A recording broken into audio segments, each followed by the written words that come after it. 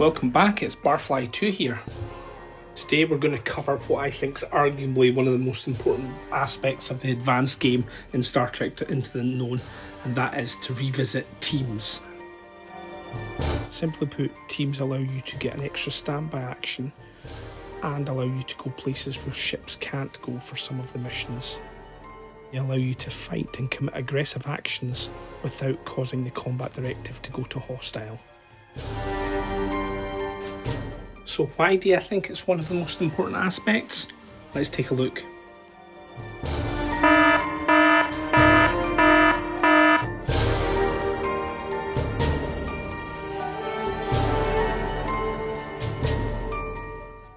The act of forming a team actually reduces your crew dial, meaning that your abilities actually get weaker. This is a very bad thing.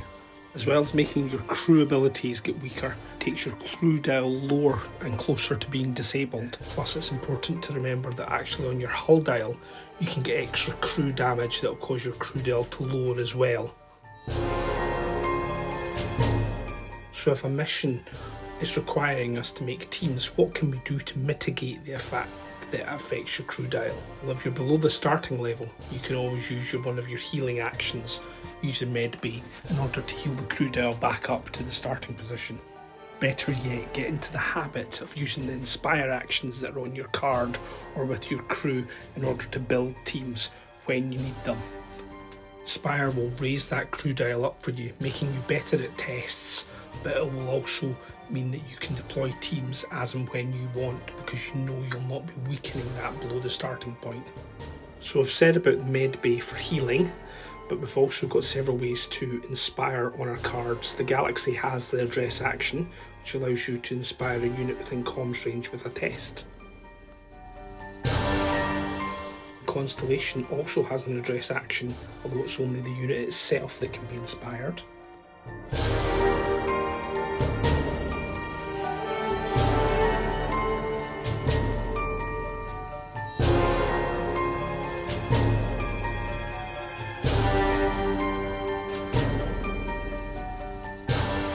Not to be left out, the Dominion Battle Cruiser has the ability to distribute Ketracel Whites.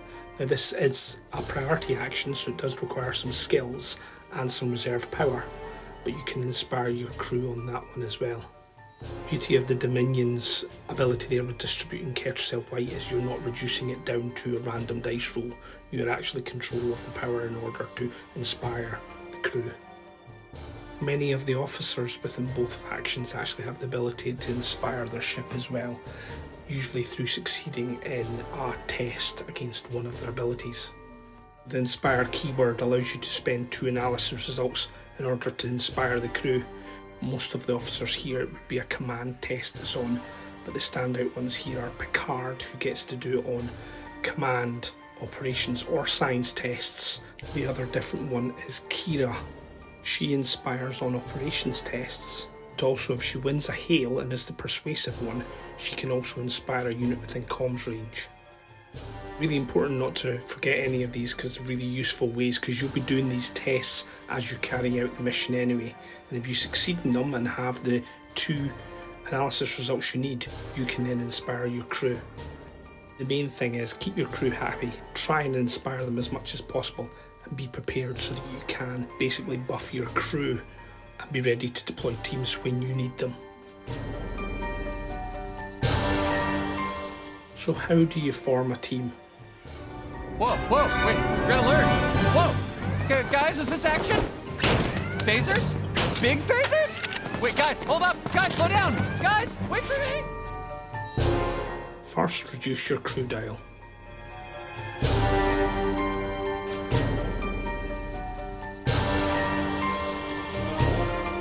This is a free ready phase ability or a priority action.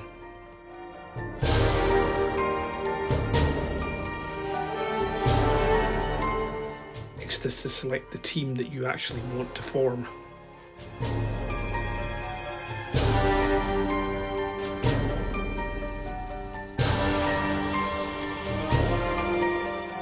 Team units that you can form are dictated by your directive cards, and they're different on your CAM and your hostile side.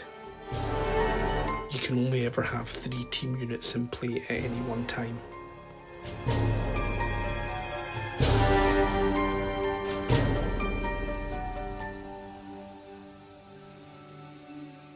Grab the team card and token and place them near where your ships are.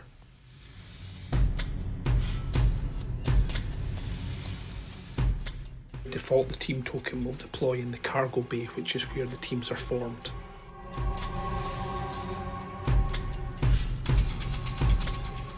Any officers can now be attached to the team unit by putting the officer card with the team unit card. Finally, you can relocate the team unit anywhere within the ship. This is important because you may want to actually create even more teams, and the capacity in the cargo bay is only 1, just like any other section of the ship.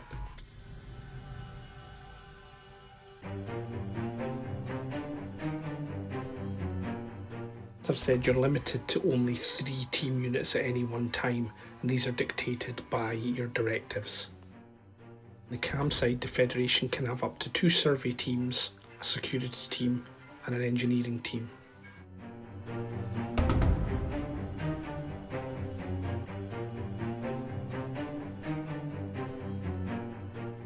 When their card goes to hostile, they can have up to 3 security teams, 2 survey teams, or an engineering team.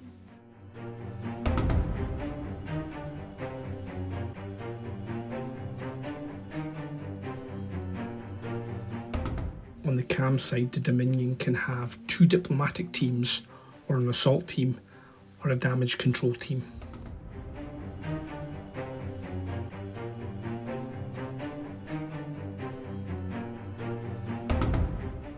And on their hostile side, they can have up to 3 assault teams, or 2 diplomatic envoys and a damage control team.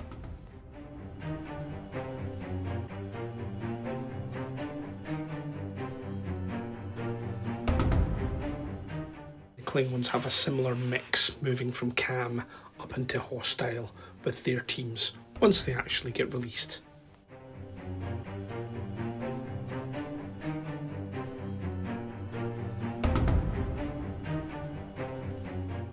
So what does a team unit actually look like on the table?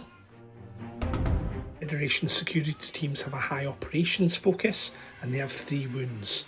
They also can carry out security sweeps to reduce peril from their units. Survey teams are well balanced with a high science focus and can transmit findings to give advantage tokens from the unit to another unit at comms range. Engineering teams have a high operations focus and can also carry out emergency repairs if your hull is at orange or red. Jem'Hadar assault teams are probably the most combat focused of any teams unit in the game at the moment. They have 4 health and they're very operations focused at the expense of their science stat. They can also shroud, which makes them harder to be hit. Dominion team weapons have the lethal keyword. Diplomatic envoys are balanced overall with a focus on command tests. They also have the ability to coerce, which attacks advantage tokens in opposing units, but also gives out peril potentially, and can actually even attack the crew dial too, if the dial is in an inspired state. The Dominion damage control team can carry out emergency repairs to repair the hull if it's in an orange or red state. Performing actions with teams.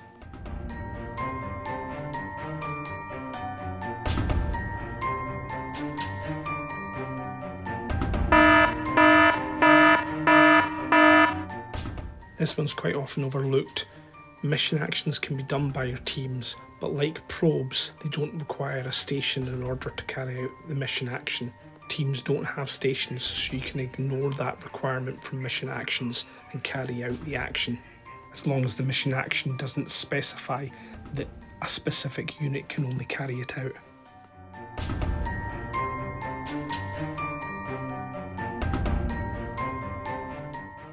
Teams are limited to mission actions, the disband action, the assault action, the raid action, and the relocate action.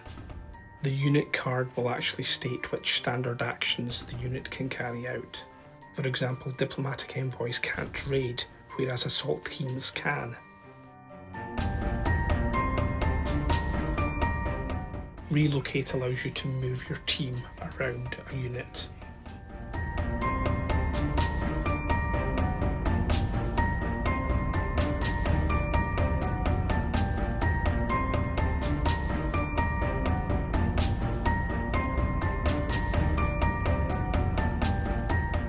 Most space units have a capacity of 1.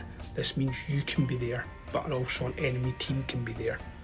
Objectives may have different capacities.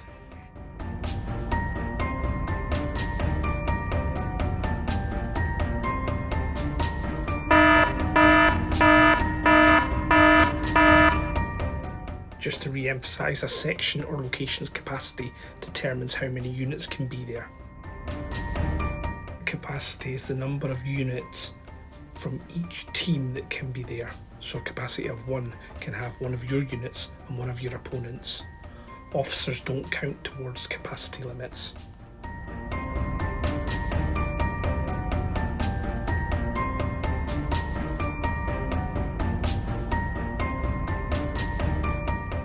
Raid is basically an attack on the infrastructure of a ship.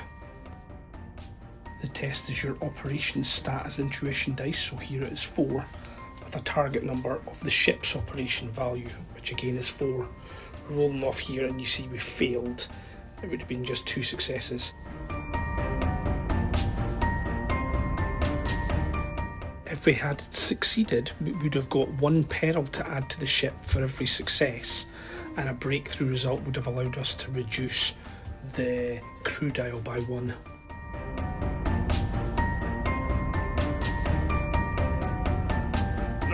Get ready to resist occupation! I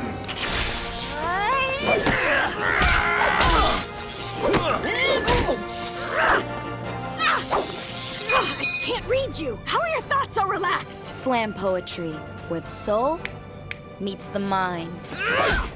The assault action is how a team's unit attacks another team's unit. You can choose to relocate in order to do your assault action. If you do, your unit will get a peril token. The combat part of it is carried out exactly like starships. You take your unit's weapons power and give them intuition dice for that. If there's an officer attached, you can add a dice for their skirmish value, or use the unit's own skirmish value to give you that extra dice there. And in this one, you see they've got 5 results. The opponent spends the peril token to force you to re-roll your double, and we just get 1 success, so it brings it down to 4. So that's 4 trauma will get applied to the security team, which is higher than the security team's 3 health, so it gets removed. If you have an officer attached to the team, you can choose to sacrifice them for the needs of the many, so that they take the damage first before it gets put on the team. If the opposing team's unit is wiped out, you need to check for any officers in that location being vulnerable for capture. If there's no other team unit there, you can then capture them. They just get turned over into their committed side and attached to your assaulting team unit. This can be truly frightening if an opposing team beams aboard your bridge and you have it full of officers and no team to counterbalance that opposing team that's landed on the ship. There is nothing worse than watching an enemy team take all the officers from your bridge away from you.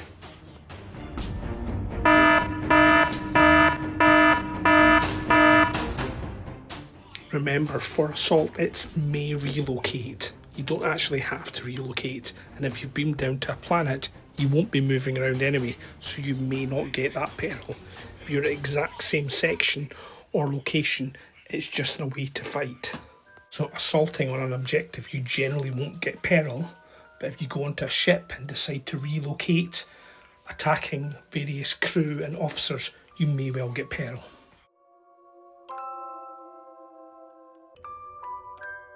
You've formed a team.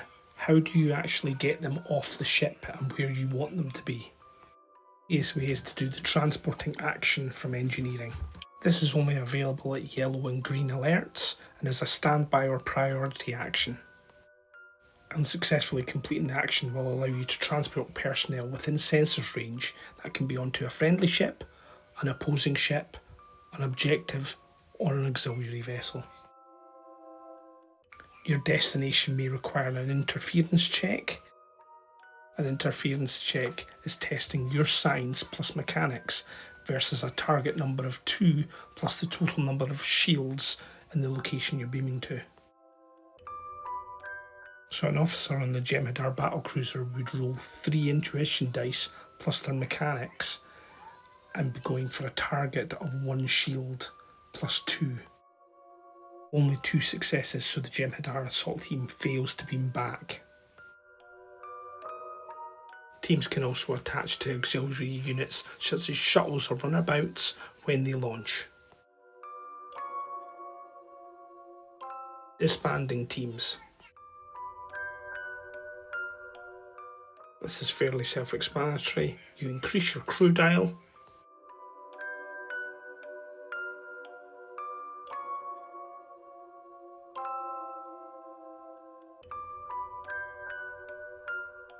Remove the team unit token and card.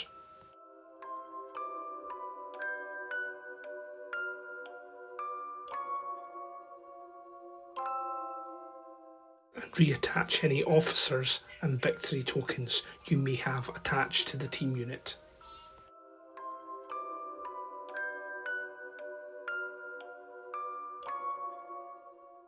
And I just wanted to touch on some of the points from the FAQ.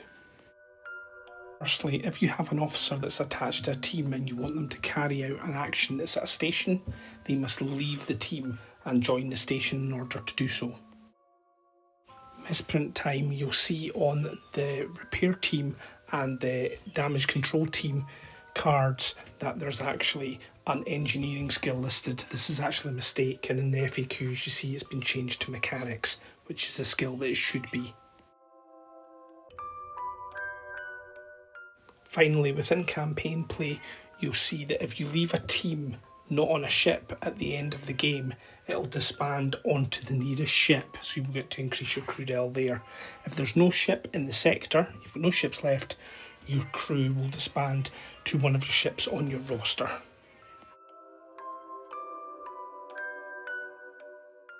That's about it, folks. Thanks for listening. If there's any other questions, or if you want anything else covered, please let me know in the comments. Otherwise, I think I'm probably going to move on to next is completing the campaign missions I was doing. I think I'm about to go into campaign mission 3 for filming. It does take a bit of time in order to do that though. Once again, thanks for joining us, and I hope to see you soon.